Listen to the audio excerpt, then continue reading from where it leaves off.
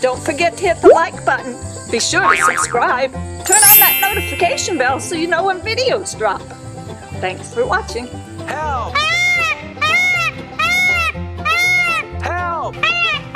A peacock found me. What do I do? We hear these kind of questions all the time from our website, from our YouTube channel, and of course by phone calls from people from all around the world. This is a problem from time to time. A peacock will get lost and go into an urban setting or someplace where it's not normally supposed to be. The first thing you should do is find out if there's anybody in your local area who might have lost the bird. You'll have to go around in the neighborhood and ask. You may have to go to a local feed store or a place where they sell wild bird feed, and they might know somebody who has peacocks. In many cases, you're going to find out that they don't know where the bird came from. So then you might have to call your local animal control to see if they can capture that bird and find a good home for that bird. In many cases, animal control will say, we cannot help you. We're not set up for this sort of thing. We're sorry. There's nothing we can do. The next thing you should do is go to your local newspaper, call the editor and say, hey, there's a lost peacock in my neighborhood. Maybe you can do a story and help find the rightful home of this peacock or peahen. If you have a major TV station nearby, call them. I always go to NBC first since it's the Peacock network, and I would call any of the stations and say, hey, there's a lost peacock. Can you help us in rehoming this bird? And sometimes they'll come out and do that, and somebody will say, hey, I'll help you rehome it, but I don't know whose bird it is, but we'll take it. A lot of times you'll have to find a poultry person, preferably a chicken or duck or goose breeder in the surrounding areas of where you live, who might come out and help capture the bird and then rehome the bird to a place where it's going to be absolutely safe. But that may not always happen. And in many cases, people get really scared because the weather might get cold in parts of the world where this happens, and that's not the best place for the bird to be. But in many of our places that we've helped, it's usually in a warmer climate and it's not a problem. Now, another problem happens is if the bird's been around the neighborhood for a longer period of time, people throw out bird seeds, cat food, dog food, birds get maybe bread or lettuce or something, and the birds will eat